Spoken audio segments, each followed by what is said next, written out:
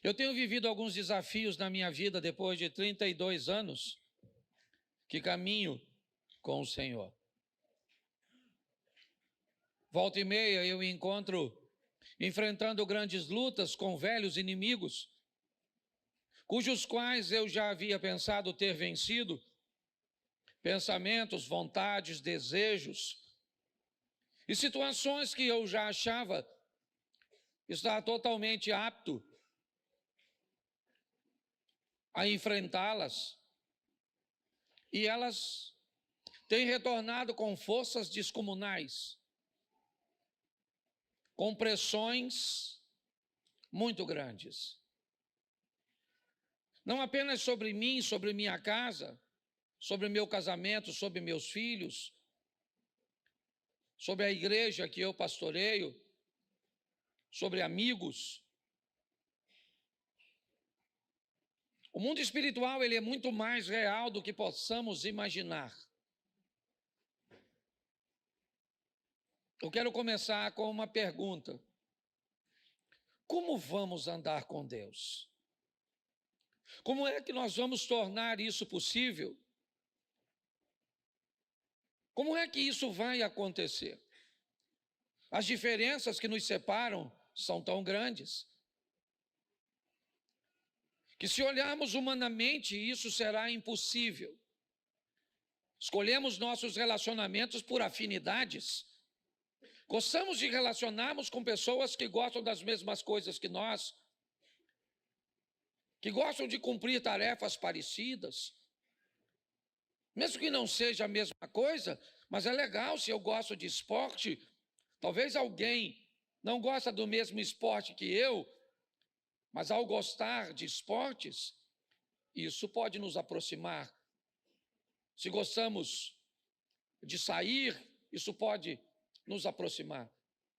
Se temos algumas afinidades, certamente isso pode nos tornar próximos e facilitar muito nossa convivência.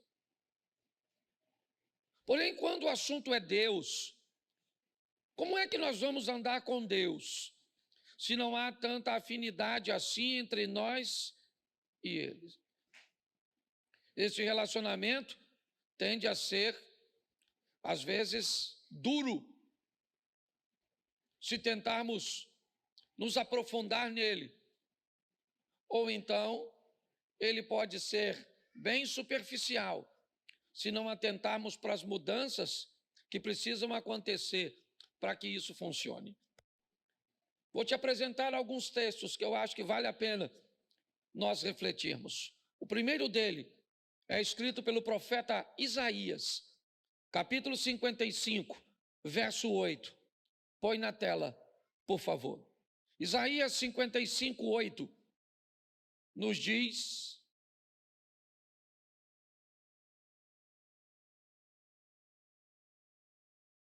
eu passei para aí.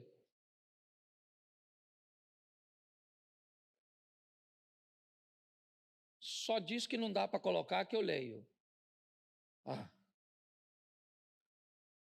Porque os meus pensamentos não são os vossos pensamentos, nem os vossos caminhos, os meus caminhos, diz o Senhor. Preste atenção, porque nós vamos aprender algumas coisas importantíssimas. Como é que eu vou andar com Deus e vou estabelecer com Deus um relacionamento sadio, se o que Deus pensa é diferente de mim? Se a forma dele pensar é diferente da minha forma?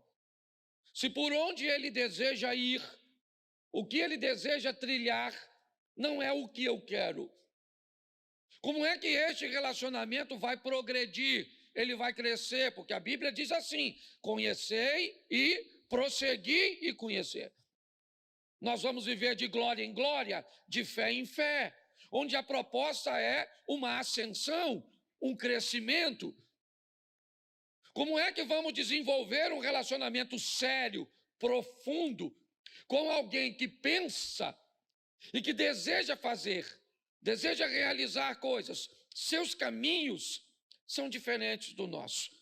Talvez isso já nos deu um pouquinho, né, a visão de que não vai ser fácil andar com Deus. Por mais que você o ame, ele pensa diferente de você.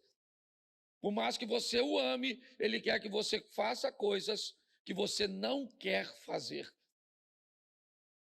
Então isso vai prejudicar um pouco, criar um relacionamento meio truncado. Alguma coisa que vai precisar de um aperfeiçoamento, que haverá alguns choques, que não será fácil, que não basta derramar o meu coração na presença de Deus, porque quando eu saio do ambiente da oração, as tentações, as provocações, as adversidades, elas vão me pressionar. Então eu não vou conseguir ter um relacionamento sério com Deus pautado em amor. Amor não é suficiente para sustentar um relacionamento como esse. Eu vou precisar mais do que simplesmente amar. Eu vou precisar reunir minhas forças para entender como esse processo funciona e agir sobre ele, porque eu penso diferente dele e o caminho dele é diferente do meu. 1 Samuel capítulo 16, verso 7, vai tornar mais extenso essa lista de separação.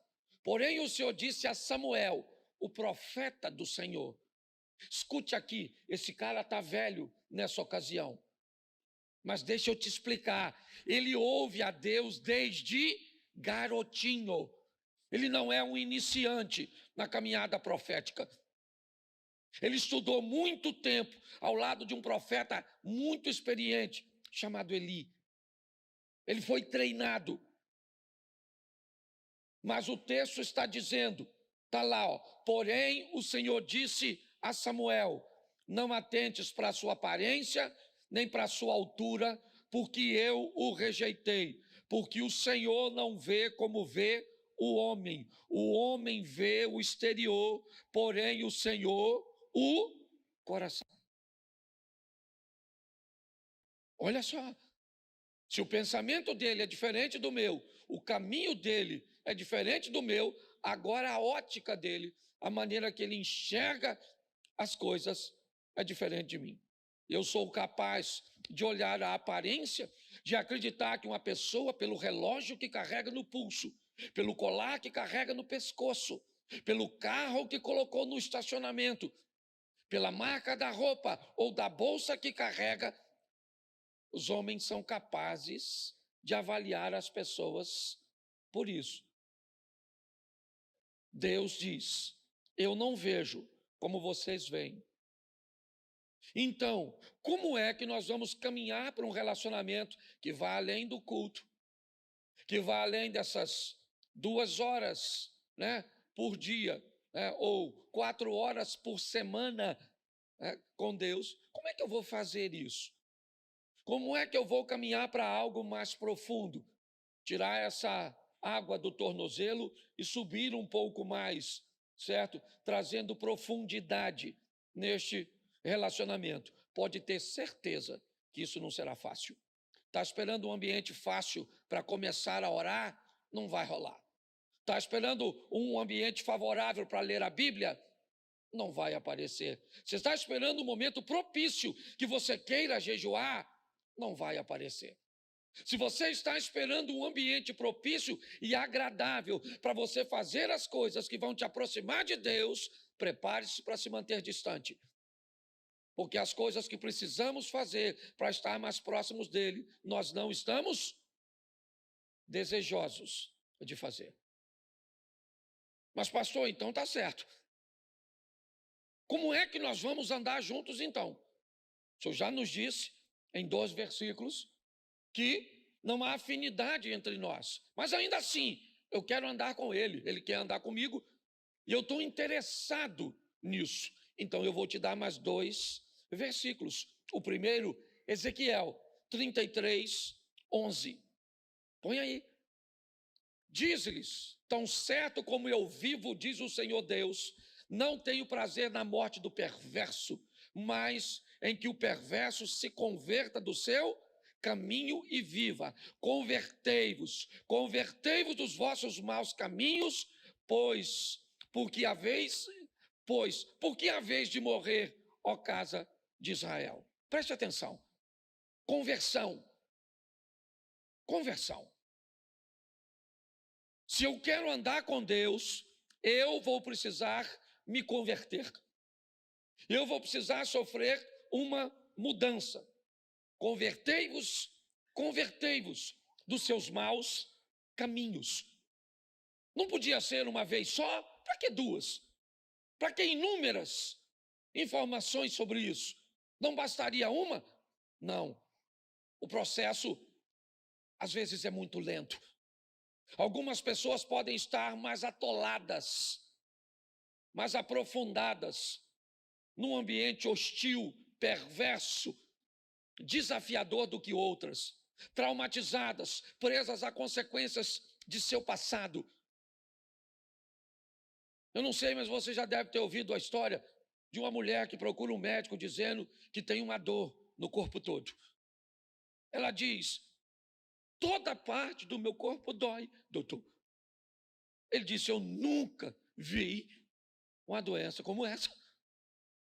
Ele diz: todo lugar dói. Ela falou: dói tudo. Aí ele falou: então me mostra. Aí ela foi: dói aqui, dói aqui, dói aqui, dói aqui, dói aqui, dói aqui. E aí ele disse: eu já sei qual é o seu problema. Dedo quebrado. Seu dedo está quebrado. E aí, onde você encosta com o dedo, vai doer, querido. Muitas vezes, nós nos deparamos com dificuldades,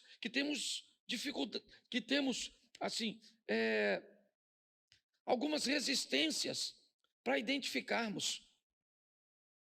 A palavra conversão é uma palavra desafiadora, porque ela nos expõe a uma mudança que muitas vezes não estamos prontos para fazer.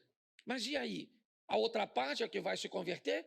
Só tem duas partes para que esse relacionamento se consolide. Uma sou eu, a outra é Deus. A palavra para que ele se consolide é conversão. Então, se eu não me converto, quem tem que se converter é Deus para se relacionar comigo? Então não vai ser fácil, não. Não pense que a maioria das pessoas que vivem uma vida sem vergonha, uma vida dupla, querem viver porque não querem, não. Elas querem viver uma vida de santidade, uma vida digna, uma vida decente. Sai de um culto desejoso de que durante essa semana seja uma semana de vitória, que ela não entre num site de pornografia, que ela não entre num ambiente de fofoca. Mas como ela vai fazer isso? Sozinha, ela não vai. As forças de oposição são muito maiores do que a dela.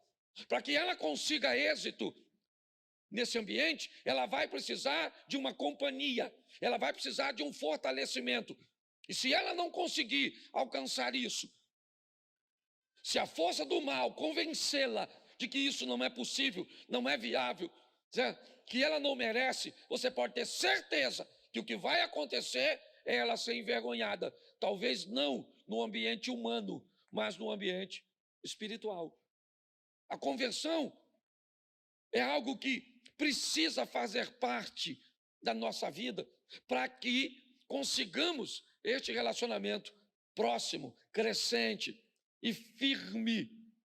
E para isso, Ezequiel 36, 26, nos diz algo: dar-vos-ei coração, porei dentro de vós o espírito, tirarei de vós o coração e vos darei um coração. Preste atenção. Olha só. Aí eu estou pronto a querer me converter? Então tá bom. Então eu vou receber uma coisa, e não mais fora, mas agora dentro. Preste atenção, esse é um texto do Velho Testamento. Certo?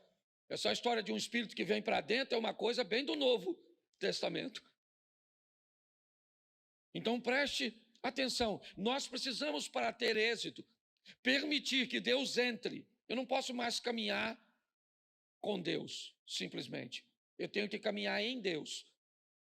Se eu quero vencer, não dá mais para um Deus que ande comigo. Eu preciso de um Deus que ande em mim. Um Deus que habite em mim. Certo? Que mora. Ah, pastor, mas o Novo Testamento já diz que Deus não habita em templo feito por mãos humanas. Ele pode até não habitar, mas frequenta. Então não vem com essa história, não. Certo? Ah, não vou mais à igreja porque Deus não habita em templo. Não habita, mas ele frequenta esse ambiente coletivo. É importante. E se eu quero viver uma vida digna com Deus, eu preciso permitir que essa dureza de coração, que esse coração cauterizado, insensível, esse coração que não sente mais quando desagrada a Deus, desapareça. Esse é o coração de pedra. O Espírito de Deus, ele vai trazer sobre nós um coração de carne, sensível, sabe? Uma percepção clara de quando algo, sabe? Algo que você faz, não interessa o quão pequeno ele seja. Se ele for ofender o Espírito Santo, ele te causa sensibilidade. Não interessa o que é. Eu vou te dar um exemplo. Eu esse dia estava saindo do hotel, e quando eu entrei no carro, eu descobri que eu não tinha pago uma água que eu tinha consumido. Eu já estava lá fora. Era apenas uma água. Eu podia ter ido embora. Ele não me cobrou. Aliás, ele não perguntou nada. Ele só é check-out, pastor. Falei, me dá o cartão e pronto. Mas quando eu estava lá fora, uma água, R$7. Não faria diferença para o hotel? Faria? Não. Faria diferença para mim? Não. Mas faria diferença no mundo?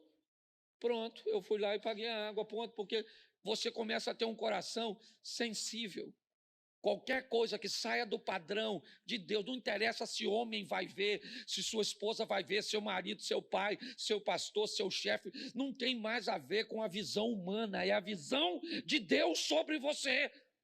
Onde você estiver, ele vai estar lá. É assim que funciona. E o nome dele pode ser glorificado ou envergonhado por minha ou por sua causa. É assim que funciona. Então eu preciso entender isso. Não será um relacionamento fácil, não. Será um relacionamento desafiador. Eu terei que mover-me muitas vezes com muita força para fazer com que eu continue conseguindo andar ao lado de Deus. E eu até hoje confesso a você, fora alguns exemplos na Bíblia que a gente pode até aplicar, eu nunca vi Deus querendo parar de andar com as pessoas. Mas eu já vi pessoas querendo parar de andar com Deus porque descobriram que não conseguem.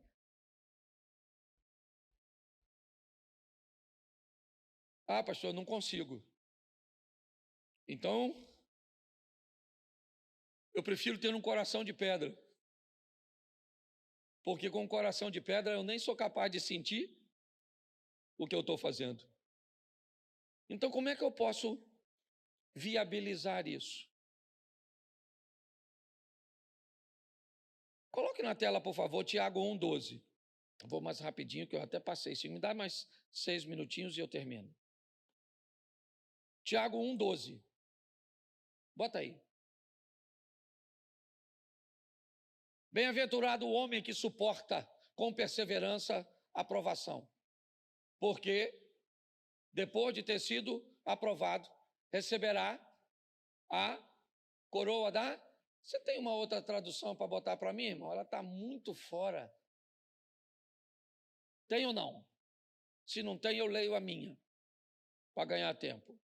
Bem-aventurado o homem que suporta a tentação, porque quando for provado, repita comigo, suporta a tentação. Isso. Porque quando for provado, porque quando for, suporta o quê? Porque quando for, então tentação é diferente de provação. Bem-aventurado o homem que quando for tentado, né, que suporta a tentar, porque quando ele for, receberá a coroa, ao qual o Senhor tem prometido para os que o amam.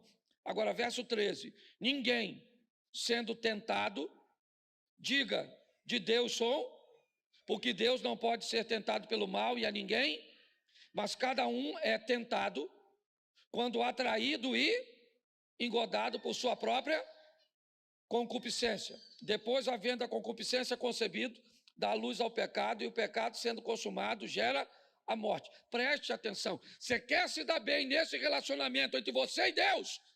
Pare de olhar a vida dos outros e concentre-se na sua. Todas as vezes que você só consegue olhar a vida do outro, eu te digo perto de quem você está, de Satanás. Ele é o acusador. Na presença de Deus, eu e você não temos a mínima condição de olhar para a vida dos outros. Todas as vezes que você vê na Bíblia alguém se encontrando com Deus, ele diz: ai de mim que eu vou morrer, eu vou morrer, eu estou perecendo. Por quê? Porque na presença de Deus não dá para olhar para o outro. Fica você e ele, acabou a vida do outro. Porque na presença do santo, acabou. No eterno não dá para olhar para a esposa, para o marido, para o vizinho, para o pastor, para o filho, para a sogra, não dá. Na presença de Deus não sobra ninguém, é só você e ele. É assim que funciona.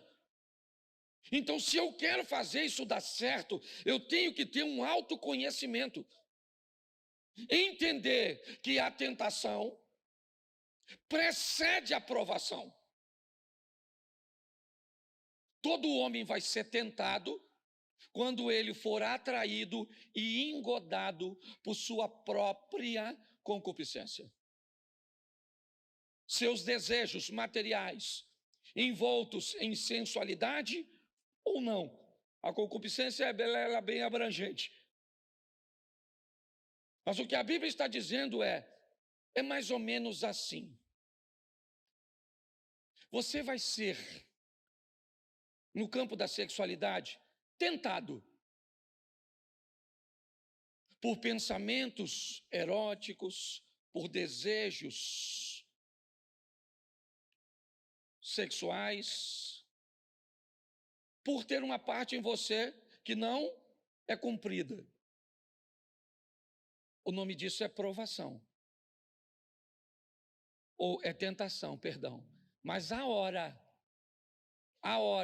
que aparecer alguém lhe dando condição de atender a demanda da tentação, você entrou na provação. É assim que funciona. E ela é muito particular. O que tenta você não necessariamente tenta quem está do seu lado. Nós precisamos ter um entendimento, porque segundo a Bíblia, o que vai acontecer? O Satanás vai nos atrair com engodo. O que é um engodo? Engodo é uma quantidade de alimento que eu gosto, que eu almejo, mas que não pode ser suficiente para atender a minha demanda. É aquilo que caçadores, pescadores utilizam como um artifício para manter a presa perto do ambiente de captura. É assim que funciona. Então, segundo a Bíblia, eu preciso entender este processo que quem vai usar contra mim? Satanás. Por isso, algumas palavras precisam nortear a nossa caminhada. A primeira é vigilância. O tempo inteiro. Seja prudente como as serpentes. Ninguém é capaz de pegar uma serpente distraída. Não há essa possibilidade. E olha que ela não enxerga. Todas as serpentes são cegas. Todas são cegas. Não existe cobra que enxerga. Não é assim que funciona. Mas a Bíblia está dizendo que um animal cego não pode ser pego desprevenido. Sua sensibilidade, a captura que ela retira, certo, do ar com sua língua, colocando, ok, na sua boca, com aparelhos altamente sofisticados, para identificar o que está do lado de fora. É importante. Se nós não vigiarmos, nós vamos cair. Pode ter certeza, é só uma questão de tempo.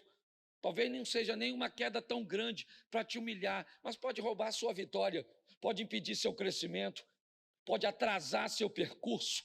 Está assim de gente que era para estar lá na frente. Você olha para a vida dela, nunca teve uma queda radical de humilhação, algo terrível, mas já era para estar muito longe e não conseguiu, porque vive sofrendo de pequenas quedas, de atrasos. É assim que funciona. A segunda palavra que nós temos que levar conosco é tolerância. Essa é uma das piores. Tolerância, cuidado com ela. Ela te impede de manter a distância segura de um ambiente ruim. Você começa a tolerar um palavrão. Você começa a tolerar determinados tipos de conversa, determinados tipos de ambiente. Isso começa a te aproximar de lugares e de coisas, de situações cujas quais você deveria estar distante. Mas o inimigo usou de uma forma sorrateira, fazendo com que você conseguisse tolerar. Você tolera aquele tipo de coisa, aquele tipo de música, aquele tipo, sabe? Você começa a se tornar bem tolerante. Por quê? Porque a próxima palavra é aprovação. Você não quer se tornar intolerante em algumas coisas, porque você começa a negociar. Esse é o problema. São essas coisas pequenininhas que a Bíblia chama de raposinhas. Elas vão assumindo lugares, desbravando e conquistando espaços na nossa vida, no nosso coração, e o que isso vai fazendo? Nos distanciando de Deus. A última palavra é informação. Aquilo que vai dar a você o conhecimento para combater os ataques. E aí, Efésios 6,12, coloca. Porque a nossa luta não é contra o e a, mas contra os principados e contra os dominadores deste mundo, contra as forças espirituais nas regiões. Isso. Nossa luta não é contra a carne e mas é com a carne e o sangue. Não é contra, mas é com. É com ela que eu batalho, meu corpo físico. Na maioria das vezes, meu problema é com carne e com sangue, com gente, com pessoas. Ele está dizendo que a nossa luta, nós precisamos enxergar. Não é contra a carne e o sangue, é contra os principados, potestades. É num ambiente invisível. Pô, pastor, aí o senhor está de brincadeira. Se é invisível, como é que eu vou lutar num ambiente invisível? Por isso eu estou dizendo. Não vai dar sem Deus. Não vai dar com Deus de forma superficial. Não vai rolar. Não vai. Você não vai conseguir alcançar a santidade. Você não vai conseguir progredir em seu relacionamento com Deus com uma visão humana. Não vai. Não adianta. Ele vai dar aqui as armas. E aí, diz assim, né? Nós vamos precisar de um revestimento. E de que é que eu preciso? Repita comigo. Couraça da justiça. Isso. Mas a gente gosta de falar da couraça da justiça. Mas depois você lê, porque ela fala para nós cingirmos os lombos com a verdade. E depois colocar a justiça, a couraça, em cima da. Então não dá para ter justiça se embaixo da coroa da justiça tem mentira. Não há.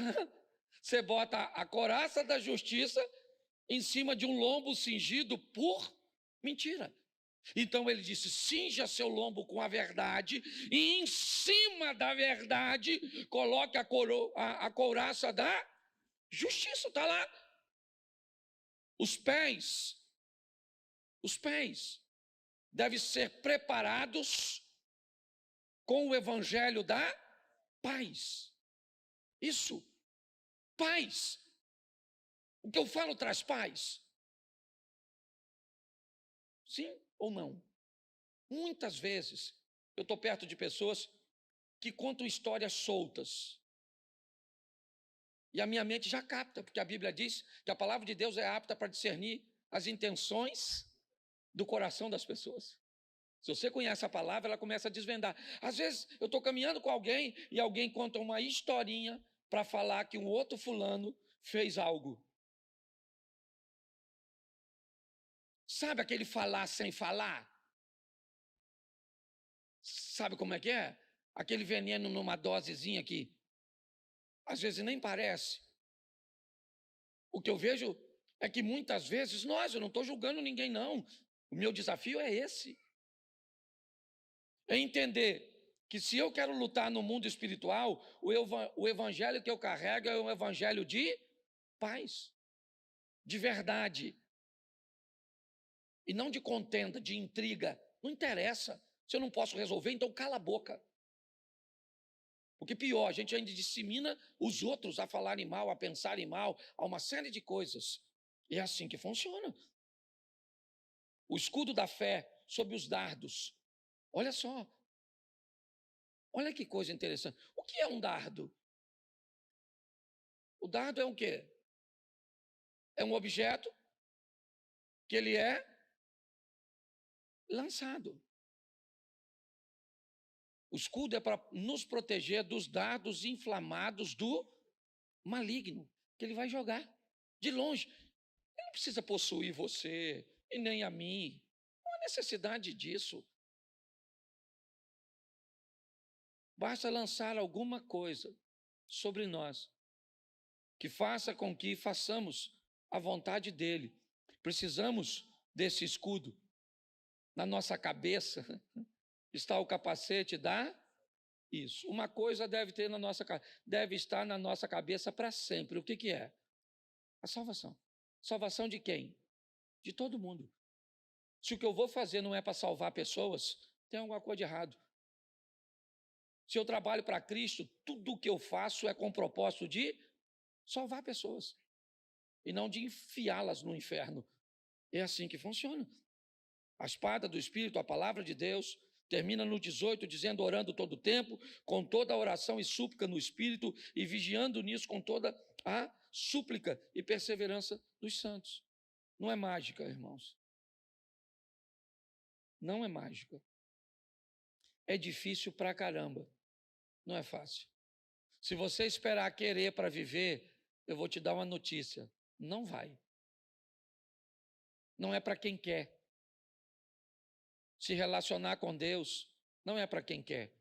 Porque se fosse para quem quer, todos queriam. Quem não quer se relacionar com Deus? Eu só preciso encontrar um ambiente equilibrado, de autoconhecimento, onde eu consigo olhar para mim e ir eliminando as coisas, entender que o que o meu inimigo pode usar contra mim, porque é isso que ele vai usar contra você. Exatamente. Ele vai estudar você e vai descobrir como é que ele te faz ficar longe de Deus. Isso. É a história do filhinho pródigo. E eu termino aqui. Lembra a história do filho pródigo? Você lembra dela? Isso, está lá, Lucas 15. Onde o filho pródigo está? Na casa do? Enquanto ele está lá, qual o problema que ele tem? Nenhum.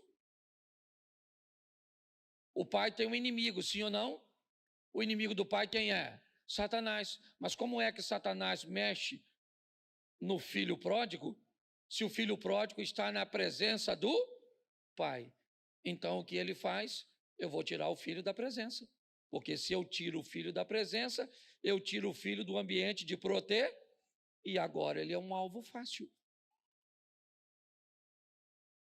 Então, eu vou falar para vocês, não é fácil para você, nem para o pastor, talvez seja para os outros, para mim não é.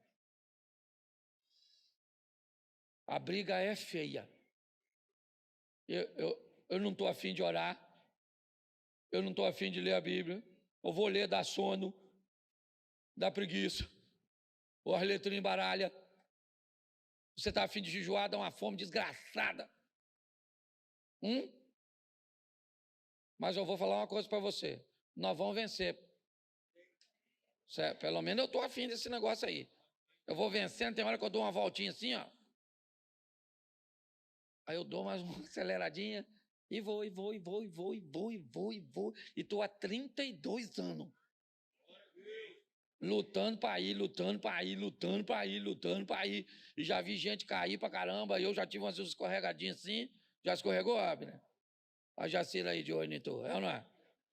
Mas é assim que funciona. Eu queria que você ficasse de pé e dissesse para quem está do seu lado: é difícil, mas é possível.